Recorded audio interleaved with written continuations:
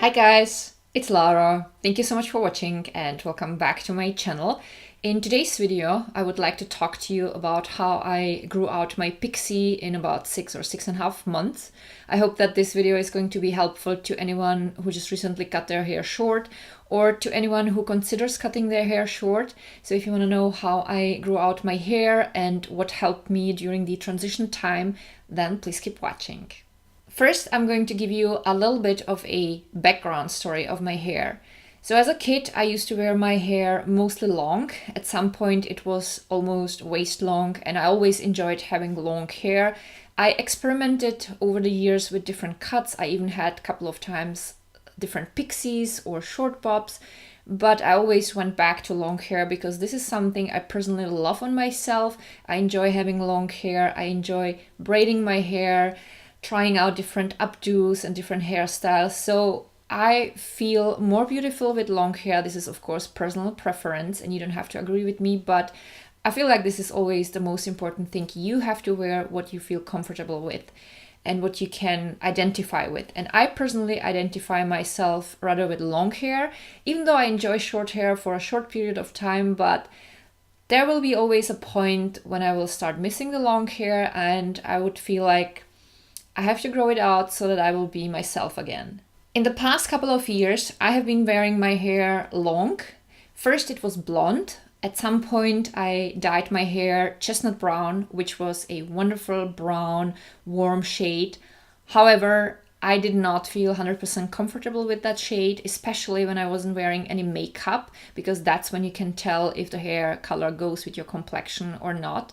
And also, my natural hair is something between medium and dark blonde. It is rather ashy and there is a lot of gray. So you can imagine anytime I had regrowth, you could really tell where the line ended, where my roots were, the ashy light roots, and then the warm brown shade. It just didn't look great and I would have to retouch my roots very often. And that wasn't something I wanted to go through. So I decided to go back to blonde. Fortunately, I have a really great friend who is a hairdresser, so she would light my hair over a year in several steps so that there would be as little damage as possible. I had to cut just a little bit of my hair. It was just a few inches, but it was fine. And after that, once I reached the light shade I wanted, I was only dyeing my roots and I was super happy with my hair. That all happened during a time when I was leading my own project. I had my own fashion collection. However, we had partners who were super unreliable. They always delivered late. They were super difficult to deal with. They were very unprofessional. And at some point we had to stop working with them. I even found out later that they stole some of my designs, but that's a whole another story. That's not what I want to talk about. The point of this story is I was super stressed and I started losing my hair. And over about a year, I lost, I'd say like half of my hair, and it wouldn't stop until I kind of came back to a balance in my life, especially psychologically. I had my blood checked because I thought the hair loss might also have to do something with my nutrition, but it came out that everything was fine with my nutrition. It was just the stress. Once I started prioritize differently, once the main stress was gone to a point where I could live with it, once my life was in balance again, the hair stopped falling out, and after a while I noticed that my hair was growing out as thick as before, which made me super happy. However, I had really long hair with many gaps and it just didn't look great, so I would always braid it or wear it in a bun. Sometimes I would put in clip-in extensions, but long term I felt like no, I just have to cut it a little bit shorter. Then I went through several phases, so I started when my hair was like towards my elbows, then I went like to this length here, then I had a short bob. Then I decided to get a balayage, which I didn't like. It wasn't the fault of the hairdresser, it was just my personal preference, so I had to bleach it again. And there was some breakage, so I said, you know what, I need a fresh start for myself. So I decided to cut a pixie, and I knew I'm gonna grow out my hair again, so I had a cut where the hair around my ears went till here, because this is kind of a critical length, because if you cut this super short,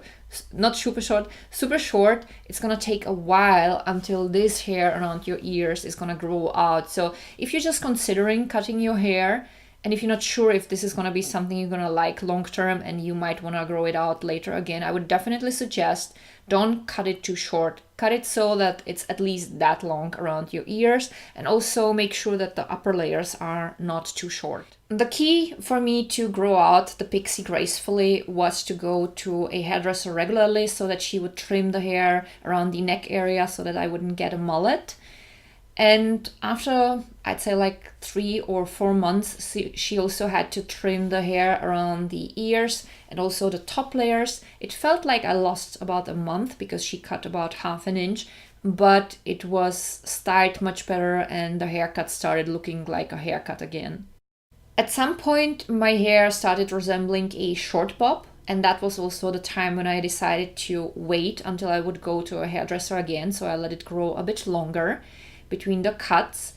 Also, I found out that I was finally able to braid the hair here on the sides, and I could make a short ponytail in the back, so I got myself a hairpiece and I was able to kind of fake having a little bit longer hair.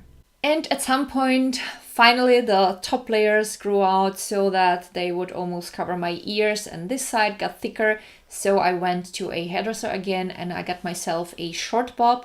Fortunately, the hairdresser I went to this time is able to cut hair with a cowlick, which I have on the right side of my neck, and it's super difficult to deal with if the hairdresser is not familiar with how to cut these things. But she did an amazing job and the hair always lays great, and you can't really tell that there is a cowlick. So, you know, I'm really impressed with her work and I'm definitely gonna go to her again. Now, it's not perfect because these still need to grow out the few inches so that they would reach my chin. But this is for me a point where I can style my hair in different ways. I can go half up or just one side up. And whenever I blow dry it over a large brush, it looks nice, it looks styled, and I'm super happy with that. And I'm just gonna let it grow now for at least 1 or 2 months until I go to a hairdresser again. I'm gonna have it trimmed again in the back because I just want to get this as long as possible, and I want, you know, this cover these layers until I go further.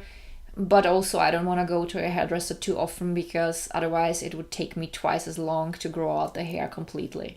And that's basically the story of me growing out my pixie. As you can see, I'm toning my hair purple right now, but I'm still blonde underneath this, and I will always remain blonde because I love having blonde hair. This is a color I feel most comfortable with, and this is just for fun. I'm definitely gonna try out different shades as well, but only semi-permanent hair dye because I'm done with experiments. I want to have my hair long again. So I hope that this has been helpful to anyone, and now I'm gonna show you a couple of clips of all the different stages of my pixie.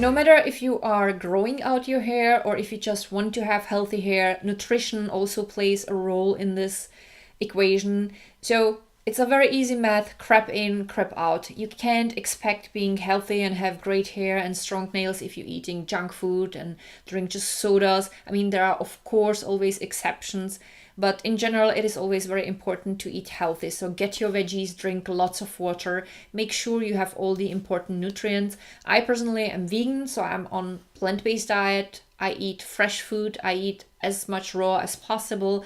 I do enjoy my occasional vegan burgers or popcorn or sodas or stuff like that, but I always try to reduce it to a minimum. I cook fresh food every day normally.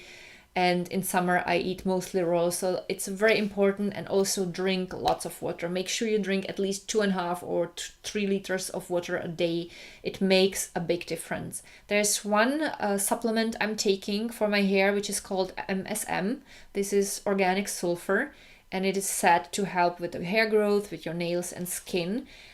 I have a feeling that it's helping. And also there is one more trick I'm doing. So once a month, I take 7 days where before I go to bed, I put my head down and I massage my head for like 4 or 5 minutes. This is the inversion method, but I don't do it with oil. Some people say that if you do the inversion method, you have to take warm oil, massage it in the roots, and do it like for 7 days a week. I don't like that because then I would have to wash my head too often, and I don't like that.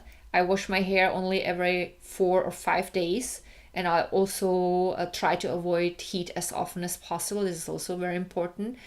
So this inversion method, the way I am doing, is kind of helping. I have a feeling that my hair started growing a little bit faster since I started doing this. I've been doing it now for a couple of months. I wouldn't say that my hair grows twice as fast. I would say like 15%, maybe 20% faster.